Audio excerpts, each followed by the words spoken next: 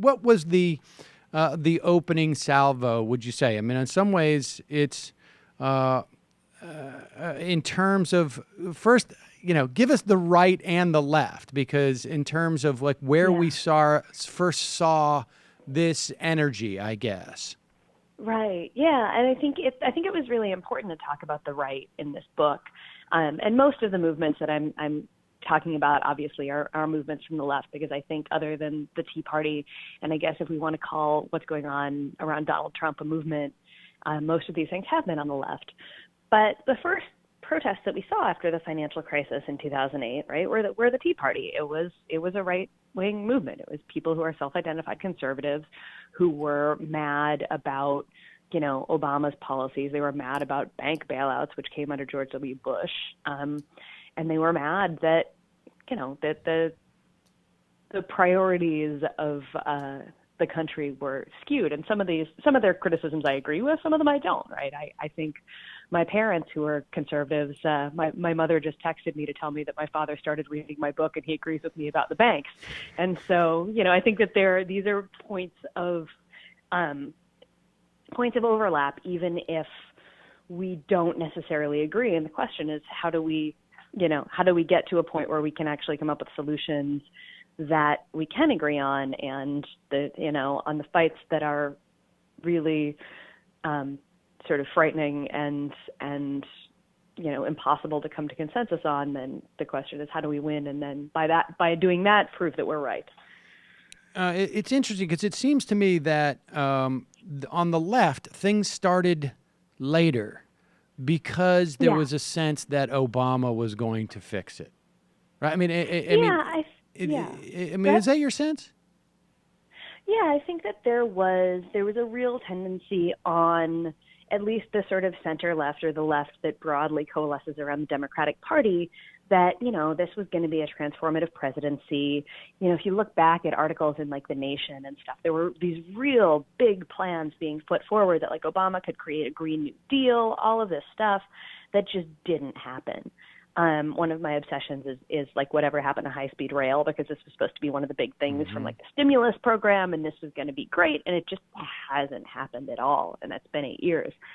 But also, the far left, which, we're seeing some of these protests that are coming out now of people who are defiantly outside of the Democratic Party or have given up on it, and that was really historically weak in 2008.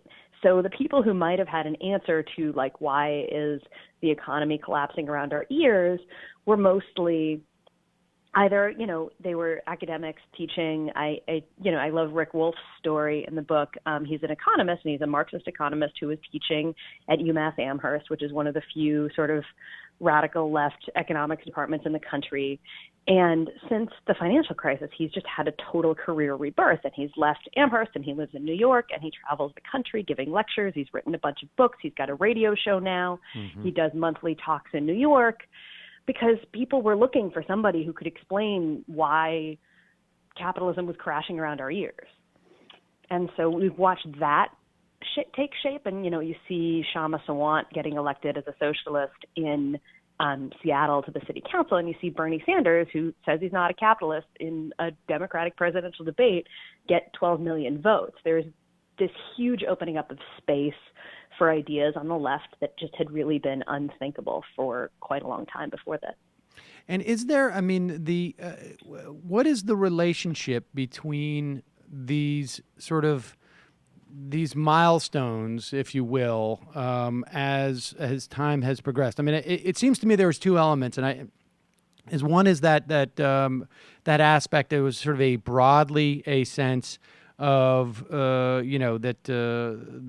Chris Hayes discussed, the sort of the failure of the elites and institutions in our society and whatnot, and it combined also with the pain of the 2008 financial crisis and how that pain sort of rippled through society and through time.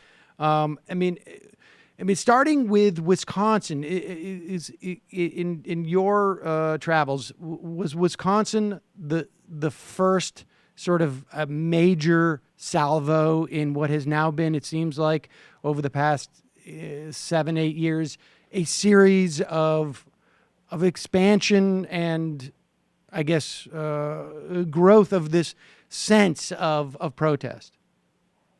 Yeah, I think, I begin the book, the first chapter, with the Republic windows and doors workers who occupied their factory in late 2008. And there was a sense, I remember like watching that on Rachel Maddow, right? That was a big deal that there was this idea that this was going to grow, and it really didn't. Right. And then all of a sudden, right, Wisconsin happened, and we were in the middle of this debate about how big and how deep the budget cuts were going to be, and whether Social Security was going to get cut, and that whole debt ceiling thing. Remember that mess?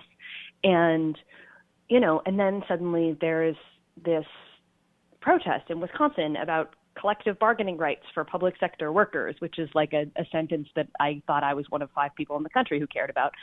And maybe not 5, but, other than people who are actually public sector workers at risk of losing their collective bargaining rights, it didn't seem like a thing that was going to spark what it did. And, at max, the protests were estimated to have near 100,000 people.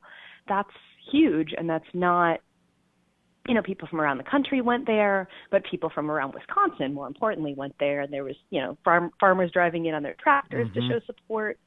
It was really this moment, and I talk about austerity in the book, which is a term that's used some in this country. It's used more in Europe, around the way that state budgets here and European countries' budgets under the Eurozone have just been slashed in order to supposedly, tighten their belts to get out of the recession. Except the problem with slashing budgets and cutting jobs is that you actually create a deeper recession. You don't make it better because people don't have money and they're not paying taxes and they're not buying things. And so when we look back at the Wisconsin protest, I see that as the first protest against austerity as well as a protest for union rights. And so, how much, in your sense, does that the idea of that protest being in the ether and the occupation of the Statehouse, right? I mean, that was a big feature of that. You had people going in and just sitting down in the Statehouse, which, I guess I had seen when I was in college, but that was years and years ago. You just didn't see that often. Even during the Bush years, we never saw that type of tactic. And it seems like that's in the ether from that point going forward. Yeah, I think that there's one of the things, and the reason that we went with the title Necessary Trouble is because it is this sense that the tactics were not going to be enough, that you couldn't just have a march, right? People marched, millions of people literally marched against the Iraq War, and nobody cared. So you really had to find tactics that were going to be more in your face, that were going to be more disruptive, that were going to demand attention and, make it difficult for the people in power to go along with business as usual, which occupying the Capitol building certainly does that, right? And we've seen this over and over again since then. And in Wisconsin, I think we started to see the shape of the occupations that we've seen going forward and that we're seeing again now with things like Freedom Square in Chicago, where you would have these occupations and they would claim space in something that was supposed to be public space. Sometimes there are public spaces that have been privatized. And they would, camp out there and stay there and protest there, but they would also have things like free libraries, right? Free food for everybody. I remember everybody calling in pizzas for the protesters in Wisconsin, right? And these sort of little model societies that were in explicit sort of rebuke to the things that Walker was going to do, all these budget cuts that we were facing under these austerity measures that everybody's facing, and that that are spaces of where people can be political in public together, which is a thing that had been really getting harder and harder to do in this country. It's funny because it's as if all the talk on the right about Alinsky, people actually just started to read him. I mean, I think I heard, sort of middle-aged women protesting David Letterman, that he was using Alinsky tactics on Sarah Palin before I had ever read Alinsky. And you start to see that at least that concept of a small amount of people can be very disruptive relative to, we had hundreds of thousands on the streets of New York City, and it was just like, avoid the Upper East Side. Hello, you. I'm Sam Seder. Looking for smart progressive talk that is occasionally amusing? Well, subscribe to our YouTube feed. Subscribe to our podcast. Like us on Facebook. And just generally enjoy us.